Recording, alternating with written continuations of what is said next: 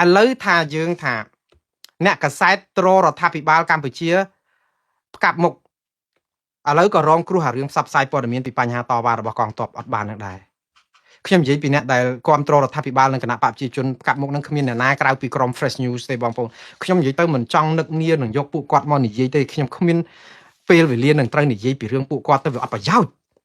ក៏ប៉ុន្តែពួកគាត់នឹងដដែលច្រើនពេកទៅគ្នាក៏ពិបាកដែរសពថ្ងៃគាត់ខ្លាយទៅជាជនរងគ្រោះដែរណាបងប្អូនអញ្ចឹងអ្នកណាក៏ដោយដែលជេរប្រមាថឬក៏ដែលផ្សាយទ្រជើងរដ្ឋាភិបាលដែលផ្កាប់មុខគ្រប់គ្រងគណៈបព្វជិជនកម្ពុជានៅពេលដែលអស់លោកខ្លាយទៅជាជនរងគ្រោះនៃអំពើអយុត្តិធម៌នៃរបៀបដឹកនាំរដ្ឋនេះ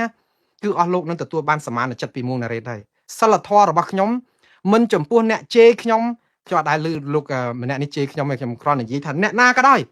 អ្នកឯងជេរខ្ញុំប៉ុណ្ណាក៏ដោយអ្នកឯងមើលងាយខ្ញុំប៉ុណ្ណាក៏ដោយតែនៅពេលអ្នកឯងខ្លាយខ្លួនទៅជាជនរងគ្រោះនៃអំពើអយុត្តិធម៌គឺខ្ញុំនឹងមានសមានចិត្តចំពោះអ្នកហើយខ្ញុំអត់មានសមានចិត្តចំពោះបុគ្គលអ្នកទេព្រោះបាតផ្សារពាលាប៉ោឡែជេរបម្រាយកាយឪពុកគឺខ្ញុំមិនអាចអនុគ្រោះអហោសកម្មឲ្យអ្នកបានមែនហើយប៉ុន្តែអំពើយុត្តិធម៌ខ្ញុំដើម្បីរកយុត្តិធម៌ជូនអ្នកដែលរងអំពើអយុត្តិធម៌គឺខ្ញុំនឹងធ្វើខ្ញុំនឹងផ្សាយហើយខ្ញុំអត់គិតពីបុគ្គលទេរឿងនេះគឺតាក់ទងលោកវ៉ាន់សារាយបងប្អូនស្គាល់គាត់ហើយលោកវ៉ាន់សារាយនិយាយពីផោមលោកហ៊ុនសែនក៏អូបផោមលោកហ៊ុនម៉ាណែតគឺក៏អូបចឹងហ្មងស្អីក៏អូបដែរឲ្យតែផោមរបស់មន្ត្រីគណៈបព្វជិជនកម្ពុជានិងរដ្ឋាភិបាលគឺគាត់ផ្សាយតែអញ្ចឹងហ្មងព័ត៌មាន Fresh News នេះគឺជារោងចក្រផលិតព័ត៌មានคล้ายៗដែលត្រូវបានសារព័ត៌បណ្ដាញណាមួយនៅអន្តរជាតិការខ្ញុំនៅអាស៊ីសេរីក៏គេផ្សាយដែរថានិយាយទៅគាត់ផ្សាយពិតតែរឿងមួយឯងគឺរឿងគម្រាមកំហែងក្រុមប្រឆាំងដែលគាត់ថាលោកហ៊ុនសែនចេញចាប់ហើយគឺចាប់ហើយតែលោកហ៊ុនសែនថាចុះទៅទាំងយប់គឺចុះទៅទាំងយប់ហើយអាហ្នឹងគឺពិតមកប៉ុន្តែបើព័ត៌មានពីរឿងស្អីគួរឲ្យទុកចិត្តគឺសុទ្ធតែព័ត៌មានប្រជាពិធគឺថាបន្លាចគេឬក៏បំប៉ោងតួលេខបំផ្លាស់នឹងដើម្បីឲ្យរដ្ឋាភិបាលនឹងអស់ចាអត់ខុសពីអ្នកសារព័ត៌មានណាមួយដែលនិយាយថាបាញ់ធ្លាក់យន្តហោះថៃអស់6គ្រឿងអា F16 ថៃហោះមកតែ3ឯងបាញ់ធ្លាក់អស់6ហើយនិយាយទៅប្រជាពលរដ្ឋខ្មែរនឹងនៅតែតាមដានអូសអត់រំលងហើយយកជួនកាលយកមកសួរខ្ញុំណែលោកនេះគេនិយាយថាកម្ពុជាយើងអស់ចាណាកម្ពុជាយើងគឺមានមុខមាត់ណាស់អាមេរិកឥឡូវមកអង្វរយើងណាហើយដល់ពេលខ្ញុំឃើញមុខគាត់ខ្ញុំថាហ្នឹងហើយលោកហ្នឹងឯងដែលនិយាយធ្លាក់យន្តហោះ F16 6គ្រឿង5ធ្លាក់ពេញព្រៃហើយដែលយន្តហោះថៃអត់មានធ្លាក់មួយសោះហេតុអីបានជានាំគ្នាយកព័ត៌មានអញ្ចឹងមកឲ្យខ្ញុំមើលខ្ញុំពងតែឆ្ងល់ហេតុអីបានជាយើងនាំគ្នាទៅអង្គុយពិចារណានឹងភាពអត់ប្រយោជន៍ហ្នឹងខ្ញុំពងតែឆ្ងល់ហេតុអីមិនអស់រំលងខ្លះទៅហេតុអីបានជាខ្ញុំរវល់មួយថ្ងៃវាស់ល្ងាចរហតែពេលទៅបន្ទប់ទឹកអត់បានអស់លោកតកាយសម្រាមយកមកដាក់ពេញមុខទ្វារខ្ញុំហើយមកឲ្យខ្ញុំអង្គុយវិភាគអស់លោកអត់មានអាសូរចិត្តខ្ញុំទេអញ្ចឹងសម្រាមបែបនេះដុតចោលខ្លះទៅកប់ចោលខ្លះទៅប្លុកចោលខ្លះទៅហើយខ្ញុំសូមប្រាប់បងប្អូនទាំងអស់គ្នាបុគ្គលណាក៏ដោយ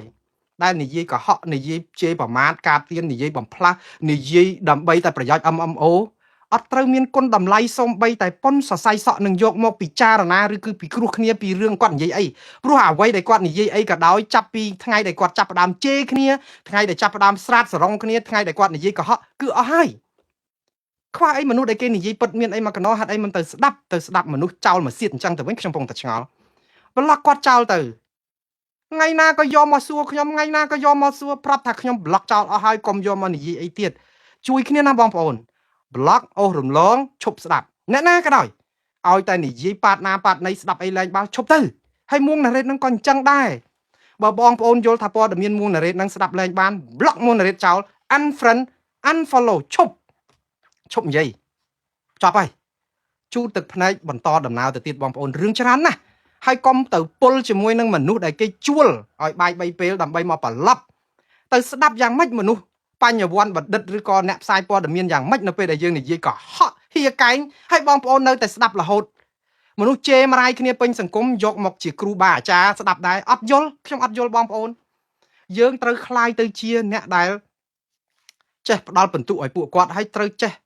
បដិសេធទាត់ចោលដើម្បីឲ្យគាត់រៀងចាលនៅពេលដែលយើងឈប់ស្ដាប់ឈប់ពិចារណាឈប់គិតឈប់និយាយពីគាត់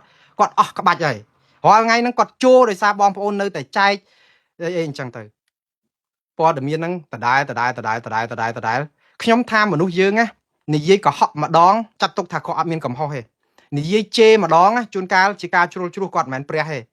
អនុគ្រោះឲ្យឱកាសគាត់តែចាប់ពី2ដងឡើងទៅហើយបានហើយអត់ត្រូវពិចារណាអត់ត្រូវបាច់គិតគូរគិតឲ្យឱកាសអីទេបានហើយព្រោះអីមនុស្ស បាតផ្សារពីលាប៉ោឡាយអញ្ចឹងតែយើងយកមកចែកទៅទៀតអញ្ចឹងម្ដងទៀតលោកវ៉ាន់សារាយនេះគឺជាខុសសនិករបស់គណៈបកប្រជាជនកម្ពុជាជាអ្នកត្ររបស់រដ្ឋាភិបាលនេះគឺថាស្លាប់ខ្លួនធ្វើព័ត៌មានពិធីសារទេយើងទៅសម្ភាសអ្នកណាក៏ដោយគឺគាត់បងប្អូនដែលឮអាព័ត៌មានពិធីសារព័ត៌មានពិធីសារហ្នឹងគឺបើចង់ទៅសម្ភាសអ្នកណាគឺយើងសម្ភាសដើម្បីឲ្យអ្នកហ្នឹងមានមុខមានមាត់យកតែចំណុចវិជ្ជមានល្អនិយាយទៅសើពីគេចឹងទៅរដ្ឋាភិបាលធ្វើខុសមលានដងទៅសម្ភាសថ្នាក់ដឹកនាំហ្នឹងគឺសម្ភាសសួរទៅរករឿងរដ្ឋាភិបាលគណៈបកប្រឆាំងឬក្រុមដែលគេរិះគន់ទៅវិញអត់ទៅរករឿងអ្នកដែលប្រព្រឹត្តខុសទេហ្នឹងគឺពិធីសារហ្នឹងក្រុមគាត់ធ្វើអញ្ចឹងហើយខ្ញុំមិនដែលតាមដានស្ដាប់ទេណាស់តែអូសអត់ផុតសោះហើយឥឡូវអូសអត់ផុតហ្នឹងមានបងប្អូនយកមកញុកនៅក្នុង inbox ខ្ញុំទៀតតែលោកវ៉ាន់សារាយនេះខ្ញុំយកមកផ្សាយដោយសារគាត់ជាជនរងគ្រោះនៃអំពើអយុត្តិធម៌នៅប្រទេសកម្ពុជាហើយលោកជាអ្នកផ្សាយព័ត៌មានចាំទេបងប្អូនអាកាលថ្ងៃដែលគេដោះលែងទាហានយើងដែលជាឆ្លើយសឹក18នាក់ហ្នឹងលោកសារាយនេះគឺគាត់ស្រែកអយុត្តិធម៌ណាស់អយុត្តិធម៌ណាស់ពេញឡាន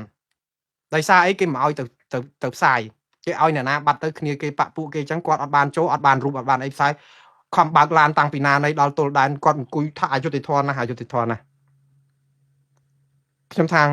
ស្រែកបើកាលអយុត្តិធម៌ពួកគណៈបកប្រឆាំងអស់លោកហ្នឹងនិយាយពីលៀបពណ៌គេនោះលៀបដល់ពេលខ្លួនឯងអយុត្តិធម៌ខ្លួនឯងស្រែកចង់បែកឡានគ្មានណាជួយ